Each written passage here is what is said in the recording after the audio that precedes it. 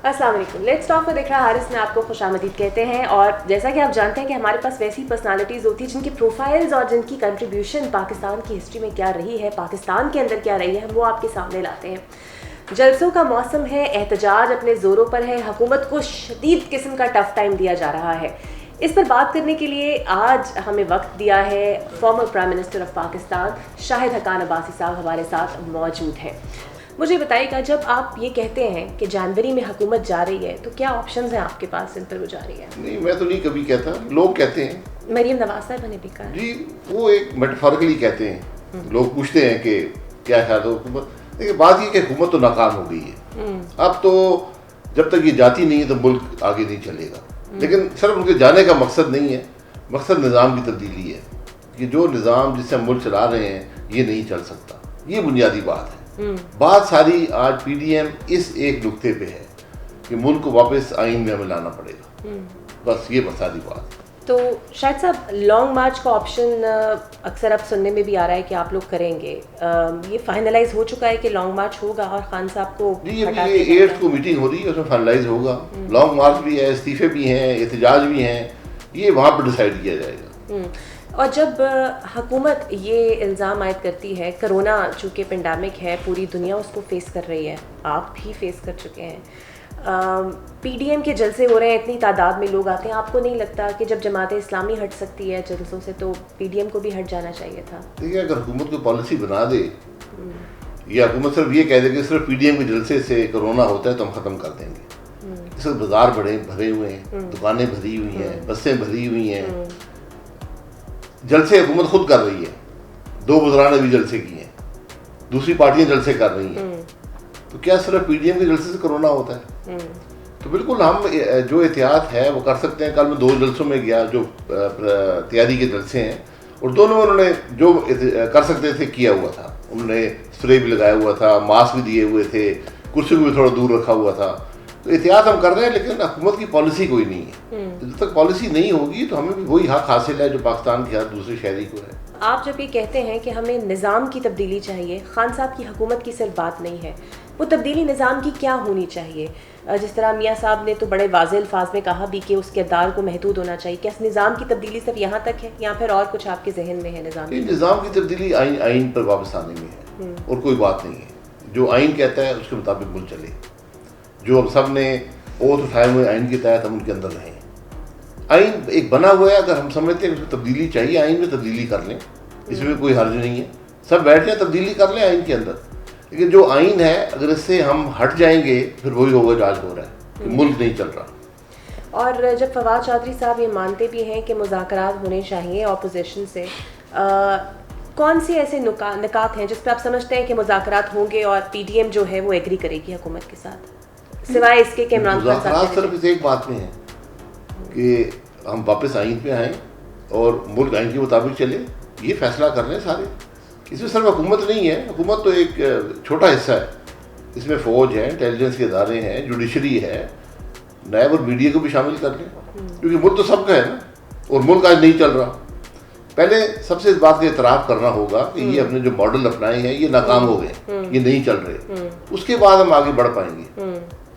और शायद साहब, जब हुकूमत ये कहती है कि नून लीग छुटकारा चाहती है नैब केसेस से, सेनेट इलेक्शंस आने वाले हैं, पीपल्स पार्टी का भी यही मसला है, पसे पर्दा हकायक जो वो कहते हैं, क्या इस तरह का वाकई नैब से इतना तंग है कि फिर PDM एक फॉर्म हुआ और उसके बाद आप लोग आए सड़क? नैब ने किया क्या आज तक? आपकी मर्जी की आदत को अंदर तो नैब हुकूमत के कंट्रोल में। नैब को बता देना, कारकर्दगी बता दे। मेरे पर 2 केस हैं, दोनों की आप हकीकत देख लें। मैं तो कहता हूँ नैब के अदालतों में तफ्तीश में कैमरे लगाएं और पाकिस्तान के अवाम को दिखाएं कि नैब कर क्या रही है। कल तो आपके लिए अच्छी खबर भी आई है, ECL से आपका नाम वो कह रहे हैं हटाया जा रहा है। नहीं हटा दे, मैंने एप्लीकेशन दी थी मिनिस्टर मटीरियल को। मेरी हमशीरा और ब्रदर इन लॉ बड़े क्रिटिकली इल है, तो मैंने कहा था कि मुझे 1.5-2 साल लगे, मैं ECL पे हूँ। उसकी वजह कोई नहीं है। बहुत से लोग जिनके मुकदमे हैं वो ECL पर नहीं है। तो मैंने कहा मैं तो कोई यहाँ से भागने की बात नहीं है, तो मैं उनको विजिट करना चाहता हूँ। तो ये मेरा हक है, ये कानून के ख़िलाफ़ है ECL पर किसी को रखना इतना बड़ा लंबा अरसा। तो बहरहाल अगर इजाज़त दे दे तो मैं जाना चाहूँगा, नहीं देंगे तो अल्लाह मालिक है। ان ہاؤس تبدیلی کی سراج الحق صاحب بات کرتے ہیں کہ وہ ممکن ہے, نمبرز پورے ہیں اپوزیشن کے پاس. دیکھیے ان ہاؤس تبدیلی کا جو نظام ہے پاکستان میں اس کے تحت اب ان ہاؤس تبدیلی نہیں کر سکتے, یہ بنیادی بات ہے, اس بات کو سمجھنے کی ضرورت ہے. اچھا, یہ اب ایسا موقع رہا کہ پیرول پر رہا تھے حمزہ شہباز اور شہباز شریف صاحب بھی, بڑی ملاقاتیں بھی ہوئیں, پرویز الہی صاحب بھی آئے, سراج الحق بھی آئے, وہ صرف تعزیت کی ملاقات تھیں, آپ بھی موجود ہوں گے وہاں پر, یا پھر کوئی اور سیاسی بات بھی ہوئی, تھوڑا سا گلے شکوے بھی دور ہوئے؟ نہیں, صرف تعزیت کی بات تھی, وہ سیاسی بات تو ہو نہیں سکتی. میں عدم اعتماد ایک اور بات کہتا ہوں, اس پورے اسمبلی میں شاید میں واحد آدمی ہوں, ایک آدھ اور ہوں جنہوں نے عدم اعتماد میں حصہ لیا ہے وزیر اعظم کے خلاف 1989 میں, تو وہ ایک ناممکن کام ہے. آپ پورے ہاؤس کے ممبر بھی آپ کے ساتھ ہو جائیں نا, اور حکومت اقتدار میں ہو صوبائی اور قومی, آپ عدم اعتماد نہیں کر سکتے. اچھا, کیونکہ عدم اعتماد میں اپوزیشن کو جو تحریک موو کرتے ہیں ان کو اکثریت ہاؤس میں لا کر دکھانی پڑتی ہے. تو حکومت اٹھا لے گی, نیب 20 آدمی پکڑ لے جائے گا, ایف آئی اے پکڑ کے لے جائے گی, پولیس پکڑ کے لے جائے گی, وہ نہیں آئیں گے, تحریک ناکام ہو جائے گی. یہی ہمارے ساتھ 1989 میں ہوا تھا.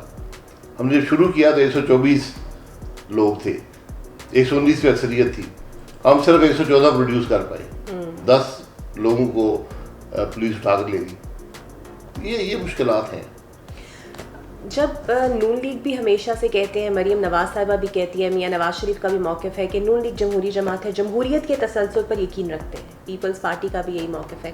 لیکن جب آپ بات کرتے ہیں کہ اس حکومت کو گھر جانا چاہیے, تو وہ موقف کہیں ڈفر نہیں کر جاتا کہ ایک جمہوریت کا تسلسل ہے, یہ آئینی حکومت ہے, پھر اسے نہیں جانا چاہیے؟ نہیں, گھر جانا اس لیے چاہیے کہ حکومت غیر نمائندہ ہے. حکومت ایک متنازع الیکشن کی صورت میں آئی تھی, حکومت متنازع ہے, حکومت ناکام ہو چکی ہے. اب ملک کے لیے ضروری ہے کہ ہم ایک نیا سٹارٹ لیں. آج ایک نیا سوشل کانٹریکٹ ضروری ہے, اور وہ سوشل کانٹریکٹ آئین پہ واپس جانا ہے. آئین میں جو تبدیلی کوئی سمجھتا ہے وہ تبدیلی کر لیں, اس کے بعد آئین کے مطابق ملک چلائیں. اسحاق ڈار صاحب کا انٹرویو ویسے تو ان پہ بین ہے, بٹ وہ اردو ڈب کر کے بھی چلایا گیا.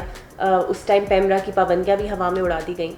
جو کچھ ہوا, اس خبریں آ رہی ہیں کہ مریم نواز صاحبہ اس پر کافی غصے میں ہیں کہ جتنی آپ کی محنت تھی پی ڈی ایم کی کری کرائی, وہ ایک انٹرویو نے اس پہ پانی پھیر دیا ہے. یہ بڑی عجیب سی بات ہے. انٹرویو ڈار صاحب کی ذاتی رائے ہے, وہ پارٹی کو ریپرزینٹ نہیں کر رہے تھے, ایز اے پرسن وہ وہاں پر موجود تھے. انٹرویو دینا ان کا حق ہے, جو بات انہوں نے کہی ہے اس پہ کچھ کرٹیسائز بھی کیا جا سکتا ہے, اس کو ایکسیپٹ بھی کیا جا سکتا ہے. مختلف لوگ مختلف رائے رکھتے ہیں, تو میں تو جو انہوں نے باتیں کی ہیں میں ان سب باتوں سے اتفاق کرتا ہوں. ڈار صاحب کو زیادہ میرے نظر ایکسپلین کرنا چاہیے تھا اپنے احساسوں کے بارے میں, وہ انہوں نے نہیں کیا. انہوں نے یہ پسند کیا کہ میں نہ کروں, ورنہ جو انہوں نے الیکشن کمیشن کو دیے ہیں, جو ان کا ٹیکس کا ریکارڈ ہے, وہ سب کے پاس موجود ہے. ہم یہ بھول جاتے ہیں کہ ڈار صاحب تقریباً 12 سال اس ملک سے باہر رہے, 12 سال, اور وہاں پر جو اوورسیز پاکستانی ہوتا ہے اس کے اوپر کوئی قدغن نہیں ہوتی, اس کو ٹیکس نہیں دینا پڑتا, اس کو ٹیکس ریکارڈ نہیں دینے پڑتے. تو وہ ان کے پاس وہ موجود ہیں, جو بھی ان کی رقم ہے, جو ان کے اثاثے ہیں, ان کی اولاد کے پاس ہوں گے. اسحاق ڈار صاحب میرے خیال ہے پچھلے 50 سال سے پروفیشنل چارٹرڈ اکاؤنٹنٹ ہیں, اور پاکستان کے اچھے اکاؤنٹنٹ میں ان کی فرم تھی, وہ چھوڑ کر سیاست میں آئی. تو میرے خیال تو تھوڑا زیادہ ایکسپلین کر دیتے کہ میرے فیملی کے اثاثے کیا ہیں, کیونکہ ان کے بچے پوتے اب ہیں, تو وہ ان کے اپنے اثاثے ہیں. اور جب ایک والد سیاست میں آتا ہے, کاروبار چھوڑ دیتا ہے, تو وہ اپنے اثاثے جو اس کے ہوتے ہیں وہ ان کے نام ٹرانسفر کر دیتا ہے, گفٹ کر دیتا ہے. تو وہ تھوڑا میرا خیال ہے وہ کمی رہ گئی اس کے اندر.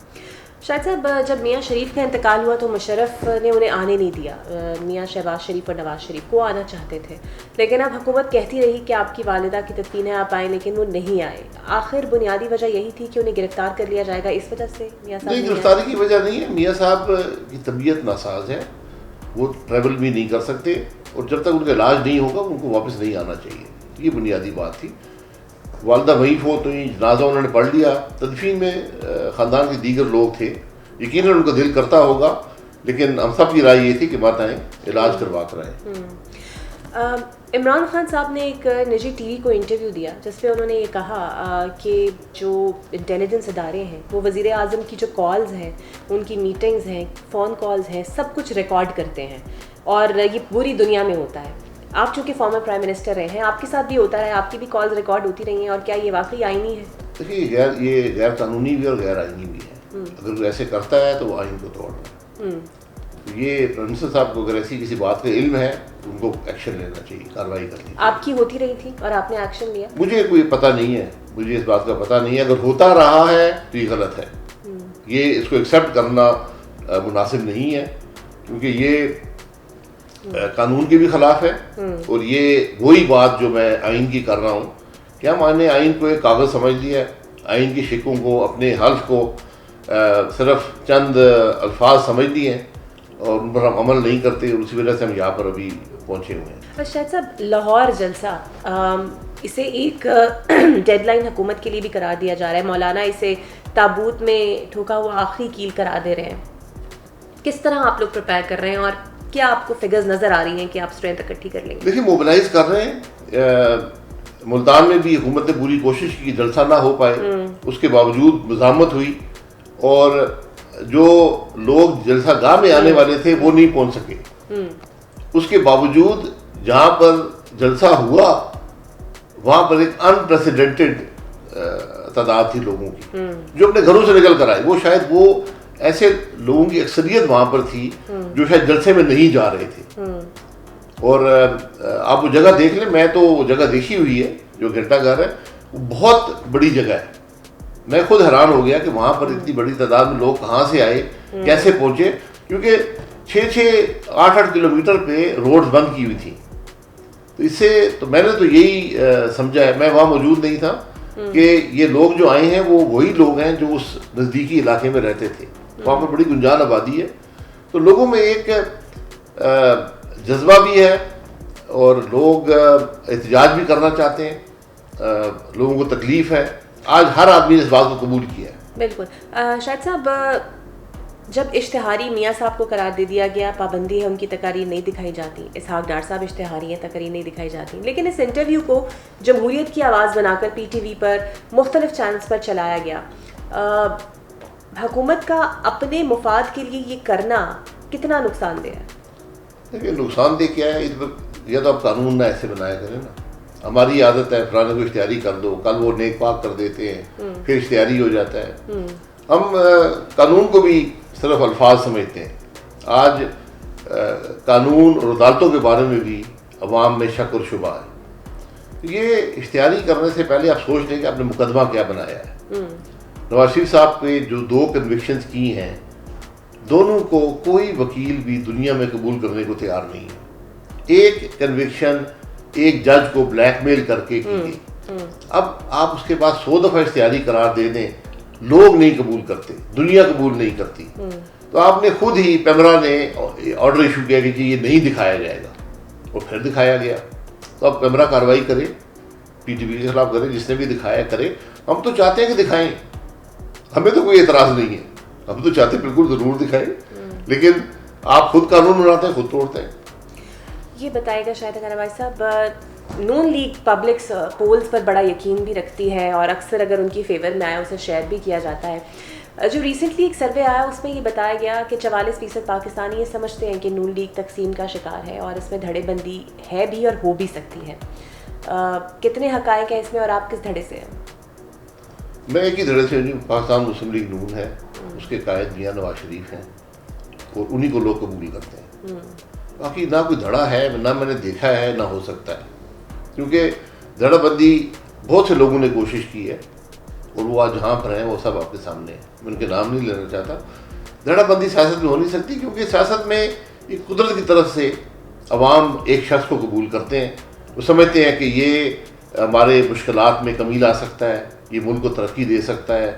تو یہ بہت سی خواہش رہتی ہے کہ مسلم میں دھڑا بندی ہو جائے, لیکن ایسے ہوتا نہیں ہے, ایسے ممکن نہیں ہے. جو بیانیہ میاں صاحب نے اختیار کیا اس دن جلسے کے اندر, اور بڑے ووکل ہو کے, بڑے بولڈ طریقے سے, شاید ہی پاکستان کی ہسٹری میں کسی بھی لیڈر نے وہ طریقہ استعمال کیا ہو یا ڈائریکٹلی نام لے کر کسی کو کہا ہو. آپ بھی ان کے بیانیے سے متفق ہیں؟ جی بالکل, سارا پاکستان بیانیے سے متفق ہے. بیانیہ وہی ہے کہ ملک کو آئین کے مطابق چلائیں. ہم اس سے پہلے ذمہ داری اسٹیبلشمنٹ کو دیتے رہے. انہوں نے 2018 کی الیکشن افراد پہ ڈال دی. انہوں نے افراد کا نام لے کر کہا کہ جناب آپ لوگ ذمہ دار تھے, آپ لوگ اقتدار میں تھے, اب آپ بتائیں کہ آپ نے یہ کیوں کیا, اب ذمہ داری آپ کی ہے. بیانیہ جو ہے وہ آئین کا ہے. بیانیہ یہ ہے, ایک نقطہ ہے, ملک آئین کے مطابق چلے, کوئی اور طریقہ نہیں ہے. کسی کو اوپر نہ لایا جائے, نیچے نہ لایا جائے. جی آئین کے مطابق چلا ہے نا, تو سب ختم ہو جائے گا. جب ہم یہ کریں کہ ووٹ عوام کسی اور کو دیں, الیکٹ کوئی اور ہو جائے, تو یہ آئین سے انحراف ہو گیا نا. پھر آپ نے جو عوام دھاندلی ہوئی, اور آپ نے کہا بھی کہ گلگت بلتستان میں دھاندلی ہوئی, اس کے لیے اب آپ کچھ کریں گے, کوئی آئینی اقدام اٹھائیں گے؟ یہاں کس کے پاس کریں گے اور کیا کریں گے؟ ہم نے الیکشن کمیشن کی حالت دیکھ لی ہے, ہم نے عدالتوں کی حالت دیکھ لی ہے, تو بس یہ عوام کے سپرد کر دیتے ہیں, یہ عوام کو عدالت میں ڈال دیتے ہیں. اور پھر بات وہی ہے کہ کسی نہ کسی دن ان سب چیزوں کے جواب دینے پڑیں گے کہ یہ کون کر رہا ہے, کیوں کر رہا ہے. کیونکہ جو کچھ ہم نے کیا اب تو ناکام ہو گئے, ملک نے ترقی نہیں کی. تو اب یہ ساری مشکلات ہیں, ان سے جتنی جلدی ہم یہ سمجھ لیں کہ ملک اس طرح نہیں چلتا تو بہتر ہوگا پاکستان کے لیے. Sir, coming to your own personality, آپ باہر ہی پڑھے اور کافی عرصہ اپنی زندگی کا آپ نے باہر ہی گزارا. جب آپ کی تعلیم ساری باہر تھی تو پھر آپ واپس آ کر آپ نے کیوں سوچا کہ آپ نے پاکستانی سیاست جوائن کرنی؟ کیونکہ اکثر پاکستانی جو باہر پڑھتے ہیں وہ واپس پاکستان آ کر سیاست تو اسپیسیفکلی جوائن نہیں کرتے. جی وہ ایک لمبی کہانی ہے. بہرحال میں 75 میں ملک سے باہر گیا. میری عمر تقریباً 16 سال تھی اس وقت, پڑھنے کے لیے. یہاں سے میں نے FSC کیا اور تقریباً 7 سال میں باہر رہا. اس میں بیچلرز کی ڈگری کی 4 سال کی, 2 سال کی ماسٹرز کی انجینئرنگ میں, اور 3 سال وہاں پر کام بھی ساتھ ساتھ کیا. اور اس کے بعد میں آیا, میں نے لاہور میں بھی کام شروع کیا, سعودی عرب میں بھی, تو 6-7 سال وہاں کام کرتا رہا. میرے والد صاحب جو ایک ایئر فورس کے آفیسر تھے, پھر وہ کاروبار میں چلے گئے, تو انہوں نے 84 میں سیاست جوائن کرنے کا فیصلہ کیا. اچانک, ہمارا کوئی سیاسی بیک گراؤنڈ نہیں ہے, نہ سیاسی گھرانہ ہے. تو وہ کامیاب ہو گئے قومی اسمبلی کے الیکشن میں, اور وزیر بھی بنے, 2 سال وزیر بھی رہے. پھر ان کے اختلاف ہوئے جنیجو صاحب سے, وہ انہوں نے پھر چھوڑ دیا. پھر ان کی وفات ہو گئی اوجڑی کیمپ کے حادثے میں. تو میں تقریباً 13 سال یعنی ملک میں آتا جاتا تھا, لیکن یہاں رہائش پذیر نہیں تھا. تو واپس آیا تو میرے بھائی بھی زخمی ہوئے اس حادثے میں. تو لوگوں کا اصرار تھا کہ آپ الیکشن لڑیں. تو میں نے کافی ان کو کہا کہ نہیں, میرے لیے ممکن نہیں ہے, کیونکہ میں گھر میں صرف ایک شخص ہوں. انہوں نے کہا کہ نہیں جی آپ ہی الیکشن لڑیں گے. تو بس وہ دن اور آج کا دن, یہ 32 سال ہو گئے. لیکن آپ کو 26 سال وزارت لینے میں کیوں لگے؟ آپ 26 سال تقریباً MNA رہے. جی میں 88 میں MNA بنا تھا, اور اس کے بعد میں 2008 میں 6 ہفتے کے لیے وزیر بنا, اور 2013 میں وزیر بنا مستقل طور پر. تو یہ پارٹی کا فیصلہ ہوتا ہے. میری اپنی ذاتی کی بھی خواہش نہیں تھی, میں نے کبھی عہدوں کی خواہش نہیں کی. یہ عجیب سا اتفاق ہے, ورنہ سیاست میں عہدوں کی خواہش ہوتی ہے, اور میرے اس میں کوئی ذاتی ایسی بات نہیں ہے. لیکن میں نے ہمیشہ یہ سمجھا ہے کہ جب تک آپ تجربہ حاصل نہ کر لیں تو ان عہدوں پر جانے کا فائدہ کوئی نہیں ہے. تو میں پورے پولیٹیکل سسٹم سے آیا. میں کمیٹی کا ممبر تھا, کمیٹی کا چیئرمین بنا, پھر میں ایڈوائزر بنا ٹو پرائم منسٹر, مجھے PI کا چیئرمین بنایا گیا. اس کے بعد 2008 میں ایک کولیشن گورنمنٹ جس میں منسٹر آف کامرس تھا, اور پھر 2013 میں منسٹر پیٹرولیم. جب میں اس وزارت میں آیا تو میرے لیے کام کرنا مشکل نہیں تھا. یہ بہت سے لوگوں کی خواہش ہوتی ہے. میں نے بہت سے جو نئے لوگ آتے ہیں کہتا ہوں کہ ذرا تجربہ حاصل کریں, کیونکہ جو آج کی سیاست ہے یہ ماضی کی سیاست سے بڑی فرق ہے. آج آپ کو تعلیم اور اچھی تعلیم چاہیے, دوسرا آپ کو زندگی کا تجربہ چاہیے, اور تیسرا آپ کو سیاسی تجربہ چاہیے. جب یہ 3 چیزیں آپ کر لیں گے, اس کے بعد آپ جا کے کابینہ میں یا سیاست میں کنٹریبیوٹ کر سکتے ہیں. یہ کنٹریبیوشن کا کام ہے, یہ اقتدار کا یا عہدوں کا کام نہیں ہے. آپ سب سے امیر ترین پارلیمنٹیرین بھی ہیں. اتنا پیسہ, پھر آپ سے سوال ہوتا ہے کہاں سے آیا؟ ایئر لائن کے بھی آپ کے شیئرز ہیں, ایئر لائن بھی آپ کی ہے. مجھے یاد ہے میں نے آپ کا انٹرویو 24 نیوز کے لیے کیا. آپ نے بتایا میرے پاس ایک ٹرانزیکشن کا ریکارڈ ہے, جو بھی آج تک آپ نے اپنے کاروباری فائنانس ٹرانزیکشن کیا. پھر آپ کو کیا مسئلہ ہے؟ دیکھیے میں 83 میں پاکستان آیا تھا, 83 سے ٹیکس پیئر ہوں. چاہے 1 روپیہ بنا ہے یا 1 کروڑ روپیہ بنا ہے، ٹیکس میں نے ادا کیا ہے. تو مجھے اس میں کوئی، حکومت کے پاس ریکارڈ ہے، میرے پاس بھی ہے، جو دیکھنا چاہے. میں نے 35 سال کا ریکارڈ نیب کے حوالے 2 سال سے کیا پک رہا ہے جو دیکھ نہیں رہا نیب کے پٹارے؟ نہیں، وہ نیب کا مسئلہ دیکھیں، نیب تو انصاف کے لیے تو نہیں ہے نا، وہ تو انتقام کے لیے. میں تو کہتا ہوں آپ عوام کو دکھائیں نا. میں نے آج تک کوئی اثاثے نہیں بنائے. میری جو انکم ہے میں نے ڈکلیئر کر دی ہے، کہاں سے آئی ہے وہ بھی ڈکلیئر کر دی ہے. میں نے 10 سال ایک ایئر لائن چلائی، اس کو بنایا، اس کو چلایا. میں اس کے پبلک لمیٹڈ کمپنی ہے، وہ چھپے ہوئی چیز نہیں ہے کہ پرائیویٹ لمیٹڈ ہو. اس کے جو ریکارڈز ہیں وہ SECB کے پاس موجود ہیں، ہر چیز وہ پبلک ہے، آپ جا کے دیکھ سکتے ہیں کہ اس کمپنی نے کیا کاروبار کیا، کیا کمایا. اور وہ کمپنی الحمدللہ پاکستان کی ایک بڑی ٹیکس پیئنگ کمپنیز میں سے ہے. اور اس میں نے 10 سال کو چلایا، 2003 سے 2013 تک.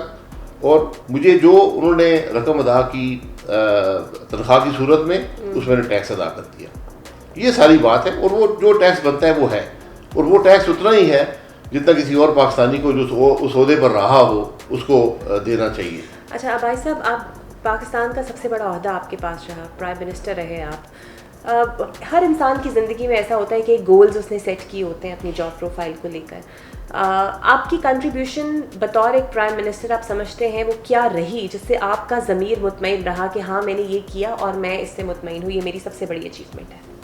دیکھیے، میں اچیومنٹ سے زیادہ یقین نہیں کرتا، نہ میں اردو کی خواہش رکھتا ہوں اور نہ ہی رکھنی چاہیے. یہ پرائم منسٹر بھی ایک کام ہے، جس طرح ایک پارلیمنٹیرین ہے یا کوئی اور پروفیشن ہے. یہ ایک کام ہے، ایک ذمہ داری ہے، اس کو اس طرح نبھانا چاہیے. اور میں اچیومنٹس اگر کوئی ہیں تو دوسرے لوگ جج کریں.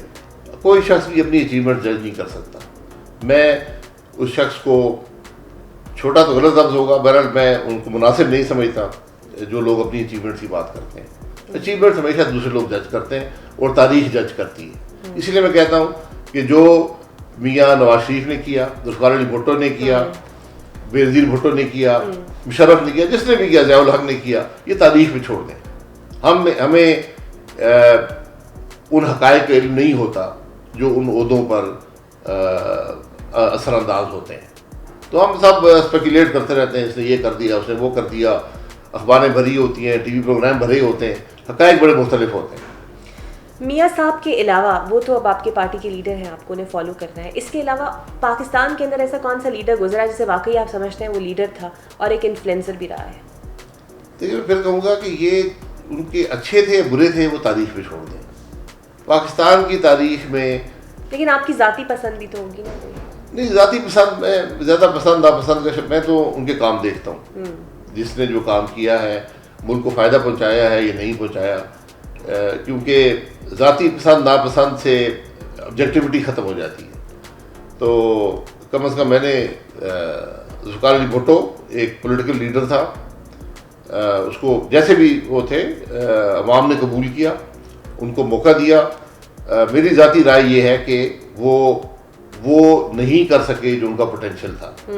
ان کی پالیسیز پاکستان کے حق میں نہیں آئیں، لیکن انہوں نے سیاسی نظام کو مضبوط کیا. الیکشن میں ان سے غلطی ہوئی، ان سے ہوئی، ان کے رفقا سے ہوئی، اور اس سے سارا معاملہ خراب ہوا.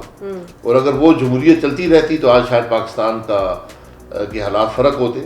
اس کے بعد نواز شریف صاحب جو پاکستان کی سیاست میں لمبا ترین عرصہ سیاست میں انہوں نے گزارا ہے. 83 میں آئے، اس کے بعد 85 میں الیکٹ ہوئے. اس کے بعد مستقل 2 دفعہ وزیر اعلیٰ رہے ہیں، 5 سال وزیر اعلیٰ کے گزارے ہیں انہوں نے، اور 3 دفعہ وزیر اعظم رہے ہیں، 10 سال وزارت عظمیٰ کے گزارے ہیں. ان کی کنٹریبیوشن دیکھ لیں، ان کے مقابلے میں دوسروں کی کنٹریبیوشن دیکھ لیں. آج بھی پنجاب میں ایک وزیر اعلیٰ ہیں جو 2.5 سال گزار چکے ہیں. ایک پیسے کا کام انہوں نے نہیں کیا. بہت سے لوگ 5 سال گزار کے گئے ہیں وزارت عظمیٰ. اس پوری کابینہ سے بزدار صاحب اور جتنی بھی کابینہ ہے، کوئی ایک ایسا وزیر آپ کو لگتا ہے جس نے کام کیا ہو اب تک؟ آپ مجھے بتا دیں. نہیں، کام دیکھیں، میں کام کر نہیں سکتے کیونکہ آپ ان سب لوگوں کا ماضی دیکھ لیں، یہ الیکٹ کیسے ہوئے ہیں. میں نے کوئی آپ کو 3 چیزیں بتائی ہیں، بڑی ضروری ہیں. ایک تعلیم، دوسرا زندگی کا تجربہ، اور تیسرا سیاسی تجربہ. ٹھیک ہے، وہ ان میں تو ان میں سے کسی کے پاس نہیں، یا ہے تو وہ اتنا مناسب نہیں ہے کہ وہ کچھ کنٹریبیوٹ کر سکیں. آصفہ بھٹو کی اس دن انٹری ہوئی ملتان کے اندر، اور مریم کے ساتھ جب وہ کھڑی ہوئی اسے سمبولیکلی بھی کافی اہمیت دی گئی، اور آصفہ کو بی بی سے بھی بڑا ریلیٹ کیا گیا. آپ ان کا کریئر واقعی کوئی اسٹرانگ دیکھ رہے ہیں؟ دیکھیے یہ عوام کا فیصلہ ہوتا ہے، یہ میں اور آپ اسپیکولیٹ ہی کر سکتے ہیں. عوام کس کو قبول کرتے ہیں یہ بات ہے. عوام نے بینظیر بھٹو کو قبول کیا، انہوں نے قربانیاں بھی دیں، انہوں نے محنت بھی کی، لیکن بنیادی بات عوام کی قبولیت ہوتی ہے. اسی طرح مریم نواز کو عوام نے قبول کر لیا ہے، پارٹی ورکر نے کہ دل میں ان کی جگہ ہے، تو اگر وہ سیاست میں رہتی ہیں اس میں تو یقیناً ان کا ایک مقام ہے. اس طرح آصفہ بھٹو کو اب دیکھنا پڑے گا، کہ پہلی دفعہ آئی ہیں، بلاول بھٹو بھی موجود ہیں، تو دونوں لیڈر بھی ہو سکتے ہیں، اس میں کوئی دو رائے نہیں ہے. لیکن بات وہی ہے کہ عوام کے دل میں کس کی جگہ بنتی ہے. بھائی صاحب اپنے حلقے سے کنیکٹڈ رہتے ہیں، آج بھی کنیکٹ رہتے ہیں اپنے لوگوں کے مسائل کے نہیں، بہت مشکل ہے. میں کوشش کرتا ہوں. میرا حلقہ مری اور کوٹا سے ہے. مری یہ کافی بڑا حصہ ہے، پہاڑی علاقہ ہے پنڈی ضلع کا. اس میں وہاں سے الیکٹ نہیں ہو پایا، جو بھی وجوہات تھیں، بہرحال وہ میں نے کبھی ان چیزوں پر مڑ کر نہیں دیکھا. اب میں لاہور سے الیکٹ ہوا ہوں، اندرون شہر سے. یہاں جاتا رہتا ہوں، جو مل سکتا ہوں لوگوں سے. یہاں پہ ماحول بڑا فرق ہے، ایک شہری علاقہ ہے، اور پاکستان کا میں سمجھتا ہوں کہ منفرد ترین حلقہ ہے. اس میں جو روایات ہیں، جو اس کی کلچر ہے، جو ہسٹری ہے، وہ ایک بہت ہی دلچسپ اور بہت منفرد ہے. جو مری کا علاقہ ہے، پہاڑی علاقہ ہے، دور دراز علاقہ ہے، تو وہاں لوگوں کا طریقہ، روایات سیاست کی اور ہیں. تو میں جاتا ہوں سیاست میں. شادیاں،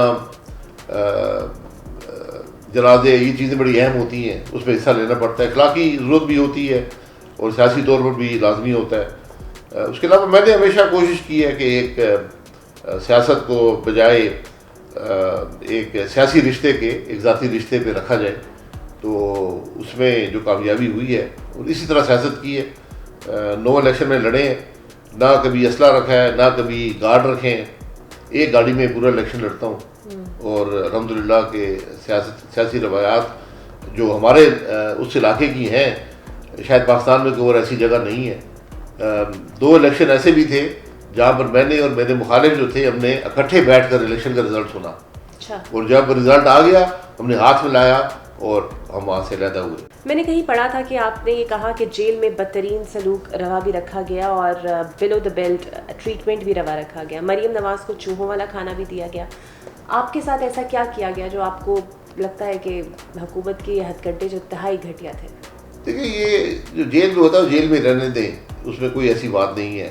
جیل میں جو سلوک ہوتا ہے وہ سلوک کرنے والوں کی ذہنی کیفیت کی ریفلیکشن ہوتی ہے. وہ انسان ہر چیز برداشت کر لیتا ہے، کوئی فرق نہیں پڑتا. ہم نے پہلے مشرف کا بھی جیل 2 سال میں نے کاٹا، یہ بھی کاٹ لیا.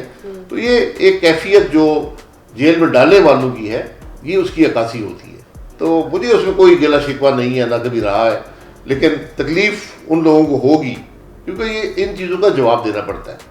جو اقتدار ہوتا ہے یہ اتنا آسان نہیں ہوتا، اس میں کسی نہ کسی دن آپ کو ان چیزوں کا جواب دینا پڑتا ہے. تو اب اگر آپ کی سوچ صحیح نہیں ہوگی، ایک گھٹیا سوچ ہوگی، پھر آپ وہی کام کریں گے جو یہ حکومت کر رہی ہے. باسط صاحب، کوئی ایک خواہش جو آپ سمجھتے ہیں یہ لازماً آپ پوری کریں گے اپنے زور بازو سے اور کرنا بھی چاہتے ہیں پاکستان کی عوام کے لیے؟ نہیں، میری کوشش یہی ہے کہ جو کنٹریبیوشن میں کر سکوں، کیونکہ اللہ تعالیٰ نے موقع دیا ہے. 32 سال سیاست میں ہو گئے ہیں، تعلیم بھی اللہ تعالیٰ نے دی ہے، تجربہ بھی دیا ہے، عوام میں ایک مقام بھی دیا ہے. تو اس سے جو آدمی اس کو استعمال کر کے کنٹریبیوٹ کر سکے، وہی سیاست ہوتی ہے. ورنہ یہ عہدوں کی خواہش رکھنے والے میں نے کبھی کامیاب ہوتے ہوئے نہیں دیکھے. آپ کے بچے بھی آئیں گے سیاست میں؟ 3 بیٹے ہیں جی، ان کا 2 کی تو کوئی خواہش نہیں ہے، دور سے دور رہنا چاہتے ہیں. ایک کی تھوڑی بہت خواہش رکھتے ہیں. میں نے پہلے کہا ہم سیاسی خاندان نہیں ہیں، ہم سیاسی گھرانہ نہیں ہیں، کبھی نہیں رہے اور نہ آج ہیں. تو تیسرے بیٹے کی کچھ خواہش ہے، تو میں نے کہا پہلے تعلیم حاصل کر لیں اور زندگی کا تجربہ حاصل کر لیں، اس کے بعد آ کر محنت کریں. یہ بڑا کمٹمنٹ کا کام ہے، یہ بڑی محنت کا کام ہے اور بڑی سیکریفائس کا کام ہے. فیملی کا ٹائم بھی سیکریفائز کرنا پڑتا ہے. بیگم آپ کی ناراض ہوتی ہوں گی اب تک آج تک کہ وقت نہیں دے پاتے انہیں؟ بہرحال وہ وقت دیں گے تو ناراض ہوگی تو ناراض نہیں ہو سکتی. لیکن نہیں بات یہی ہے کہ صرف آپ کو اپنا سب کچھ چھوڑنا پڑتا ہے اگر آپ نے صحیح سیاست کرنی ہے. میں نے سیاست میں بہت سے لوگ ارب پتی ہوتے بھی دیکھے اور چند ایسے بھی دیکھے ہیں جو ارب پتی آئے تھے اور آج نہیں ہیں. تو یہ بڑی کمٹمنٹ کا بڑی سیکریفائس کا کام ہوتا ہے. لوگ اکثر آپ حضرات بھی اور سارے ٹی وی پر بڑی MNA کھا گئے, منسٹر کھا گئے. اس وقت وزیر اعظم کی تنخواہ جب میری تھی 1,35,000 روپیہ تھی. اچھا. منسٹر کی تنخواہ 2,15,000 تھی. MNA جو ہوتا ہے وہ الاؤنسز ڈال کر, جس میں الاؤنسز بھی جب آپ اسمبلی اٹینڈ کرتے ہیں تو الاؤنس ملتا ہے, وہ تقریباً 3 لاکھ کے لگ بھگ اوسطاً آپ کو ملتا ہے. یہ ساری رقم ہے. یہاں پر ایک بات سمجھی جاتی ہے کہ پتہ نہیں وزیر بن کے ارب پتی ہو جاتے ہیں. بالکل ہوئے ہیں لوگ, لیکن غلط کام کرنے سے ہوئے ہیں. تنخواہ لے کر تو کوئی نہیں ہوا. جی تنخواہ سے نہیں. تنخواہ تو آپ کو گھر سے پیسے لا کر سیاست کرنی پڑتی ہے. الیکشن کے اخراجات بھی ہوتے ہیں, ویسے بھی سیاست میں اخراجات ہوتے ہیں. لوگ آپ کے گھر آتے ہیں, آپ کو سفر کرنا پڑتا ہے. یہ سب چیزیں ہیں. تو پھر میں ہمیشہ کہتا ہوں کہ یہ سیاست جو ہے یہ والنٹری کام ہے.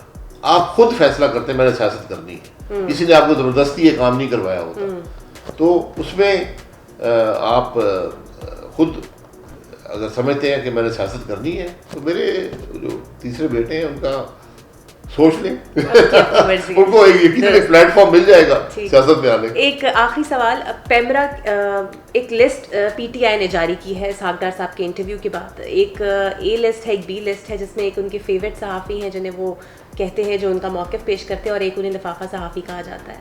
اس طرح صحافیوں کو ڈسنٹیگریٹ کرنا, سیپریٹ لسٹوں میں ڈیوائڈ کرنا, یہ کیا امیج دے گا؟ یہ دیکھیں میں یہ کہہ رہا ہوں, یہ بڑی گھٹیا سوچ کے پاس یہ بات ہے. جب آپ اقتدار میں ہوں, جب آپ سیاست میں ہوں, تو بڑا دل کو وسعت دینی پڑتی ہے, ذہن کو اس سے زیادہ وسعت دینی پڑتی ہے. وہ چیزیں آج نہیں ہیں, یہ قدریں ختم ہو گئی ہیں. ہم جو ہم پہ تنقید کرتے ہیں وہ برا ہو جاتا ہے, اور یہ ہم سب میں ہے. اس PTI کی جماعت میں کچھ زیادہ ہی ہے. تو میں تو کم از کم کبھی کسی شکوہ نہیں کیا کہ آپ نے کوئی بات ایسی کہی ہے. نہ کرنا چاہیے, یہ کہنے والے کا حق ہے, تنقید کرنا ان کا حق ہے. یقیناً کچھ لوگ تنقید سے آگے بڑھ جاتے ہیں, وہ بھی مناسب نہیں ہے. لیکن یہ A لسٹیں اور B لسٹیں شامل کرنا, پھر میں تو اس کو عجیب سی بات سمجھتا ہوں. بہرحال ارباب اقتدار جو مرضی کرنا چاہیں. بہت شکریہ شاہد حقان عباس صاحب. ناظرین اس انٹرویو سے اتنا ہی, اور امید کرتے ہیں کہ جو سوال ہمارے ذہنوں میں گردش کر رہے تھے اپوزیشن کی سیاست کو لے کر, PDM کو لے کر, وہ کافی حد تک کلیئر بھی ہو چکے ہوں گے. آج کے پروگرام سے اتنا ہی. اللہ حافظ.